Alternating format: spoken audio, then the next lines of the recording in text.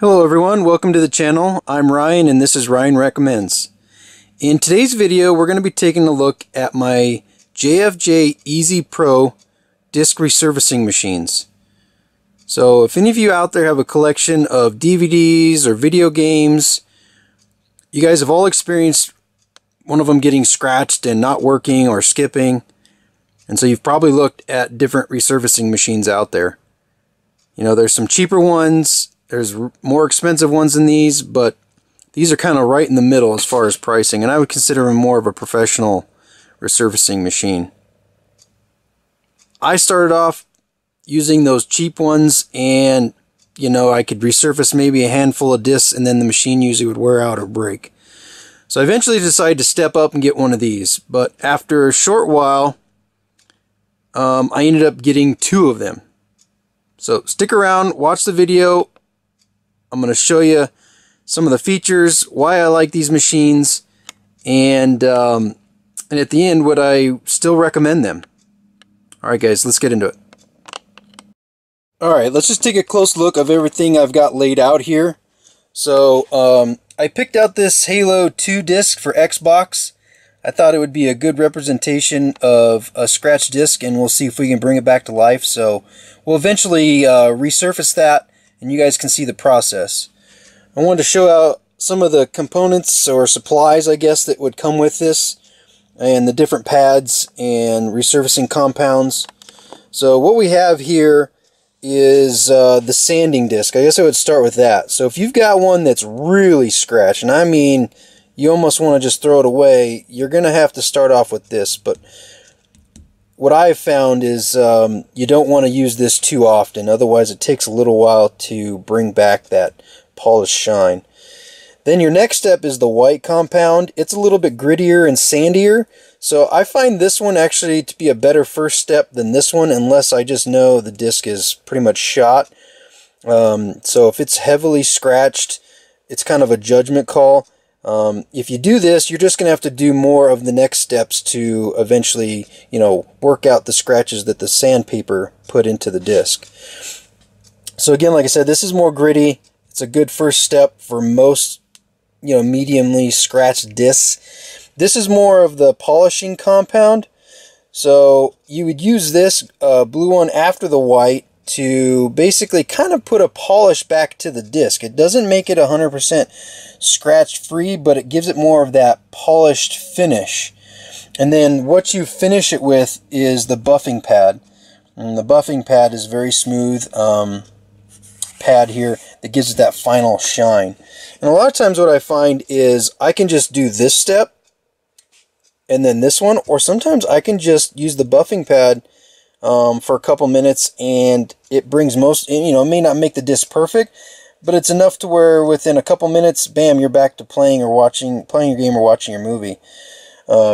Here's the compounds. Here's the white compound, which you would use on that, and then again the blue on this one. What's really weird is that they call this number 2, which actually you would use before number 1.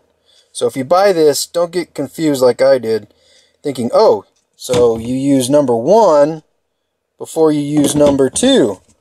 Well, that's not the case. I think that's more of just a, I don't know how much grit's in there, I guess. But anyway, you use the white before the blue. And then this is some spray they give you that you spray on your buffing pad that helps put the final buff job on your discs. As far as the front here, what I would say about this is that, you know, you want to think ahead how long you want to resurface depending on which pad you're using. So 10 seconds, probably good if you're doing the sanding. I've never sanded a disc for 2 minutes. I mean, that's just way too long. Plus it generates a lot of heat. That's the other thing you got to watch on these is how much heat's generated. So then 2 minutes, 1 minute, 20 seconds, 10 seconds. Auto shuts off, it lights up, and it lets you know. I'll show you here in a minute. I typically find that a 1 minute, so let's say I have one that I need to kind of get more scratches out of. I can usually do this one for a minute, this one for a minute, and then buff it out for a minute, maybe 2 minutes, and then the disc is ready to go. That's usually the process I take. And we'll show you here in a sec how that all works. So I didn't clean them out. I wanted to show you exactly how they are. But down here is where you place your pads, and you mount them to this disc up here, and it's spring loaded. And so when you close the lid, this is what creates the pressure on the pads, and that's the part actually that spins, is down here is the motor. And then so reason I've gotten two of them, let me get into that. The reason I got two is if you just have a couple discs, buying this machine probably overkill. But if you have a collection of 40, 50, or 100 games or more, you know, one of these it's going to feel like it's going to take forever, even though a couple minutes doesn't seem like it. Changing these pads out, going from this one, then to this one, and then to this one, and each time you're having to pull them in and out, mess with the different compounds, and then finally put the buffing pad in there, it can seem like it takes forever. And so what I like to do is I have this one, which you can tell is dirtier than this one, is where I do all of my sanding and the compounds and everything in here. And this is a 100% buffing machine. So it does all the final finish. So this way, if I'm working on multiple discs, this one here, I can be messing with all the compound. And if it needs to run for, say, another minute or so after I've checked it, I can just keep it going and not have to swap the pads back and forth. And this one can be doing the finishing job over here by doing the final buff to shine out the disc. So that's the two machines. I'm going to grab this disc here, and we're going to go through the steps, and you can actually see these things in action. Okay, I want everybody to be able to take a look at the disc that we're resurfacing. I don't know if this is going to show up in the camera. But like right there, you can see all those scratches in the reflection. I've seen worse discs, but this one here was having trouble playing. Hopefully you guys can, yeah, there we go. You guys can see some of those scratches. So you can see how heavily scratched that is. And so we're going to run them through the machines, and at the end we'll take a look at the final product. I'm going to probably cut the video when the machines are running, just because you guys don't want to sit there and listen to a machine spin for several minutes. But I wanted to give you an idea of what the starting disc looks like, so that when you see the end, I mean, we all know what a new disc looks like. You can have something to compare it to. So let me get this thing loaded up, and then we'll start the process. Alright, so you just put your disc up here on the wheel, and they've got this fastener here, and you just twist it real tight, and that locks it into place. And as far as the amount of compound that I use, you know, I don't use a ton, but depends on how saturated it is. So usually I just kind of put some around the disc, and then I spread it around, or around the buffing pad or the sanding pad here, and I just work it into the pad. And then as you use it over and over, you'll see that it'll leave some residue on the disc, and so then you don't need to use as much for each, you know, disc after, if you were to do several in a row. So that's about what I start with. You know, you could use more, I guess, but you know, this stuff isn't cheap, so I just use as much as I feel is necessary. So we're going to close the lid. And this is a locking lid, so this is very important. This does glow. And we're going to sand this one for 1 minute. Okay, so it just stopped, and I wanted to show you something. You can see how there's like a pad there of where I'd lifted it off.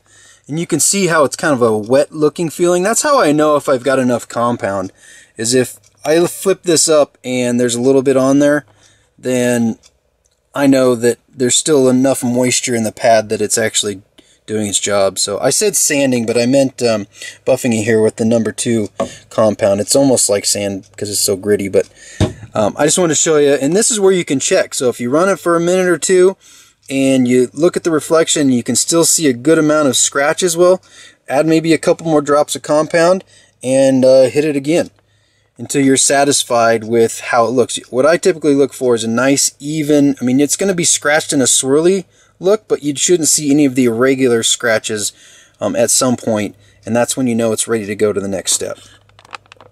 Okay, in the last shot, you saw how they had all the white residue still on the disc. One thing I do when I change from the white compound to the blue compound is that I hit it with some like Windex or just some surface cleaner to wipe all that off because I don't want to transfer the grittier white compound and that pad to my polishing pad. So I've always found that it's nice to just kind of wipe that off so that you're getting more consistent results from the blue polishing pad. So that's why it looks cleaner than it did in the last shot. So I've added a little bit to this pad, and we're going to run that for another minute.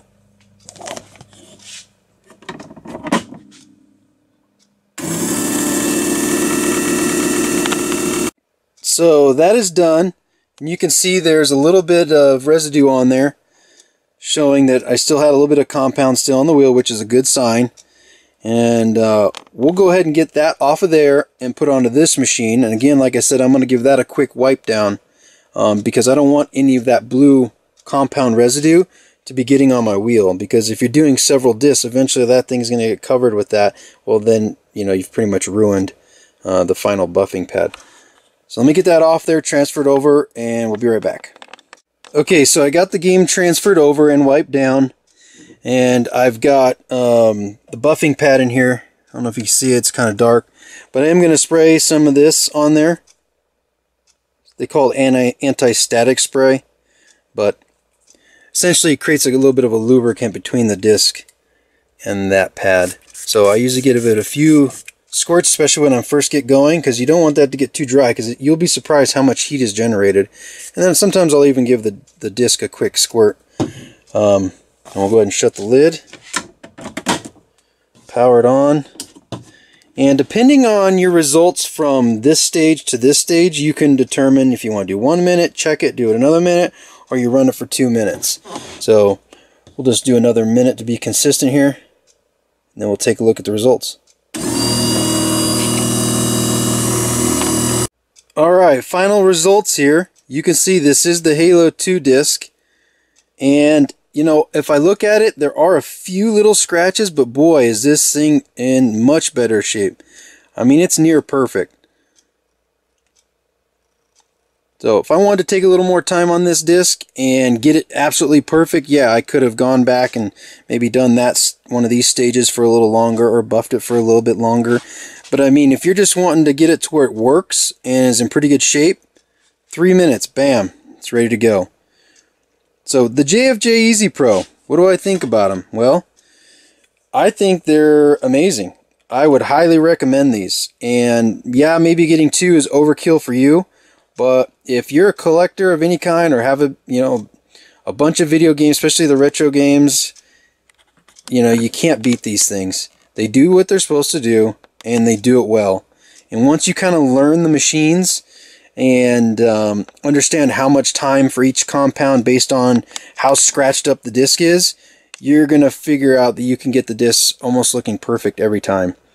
I've done probably thousands of discs, and I would say only a handful I could never ever get working, and it's because I think they were just so damaged. It was more than just a bunch of surface scratches. I don't think any machine was going to get them to work. So highly recommended, thumbs up. I will leave the links to Amazon where I got these in the description and comment area below. If you guys have any other questions about these machines, feel free to say something in the comment section. Alright guys, thanks for watching.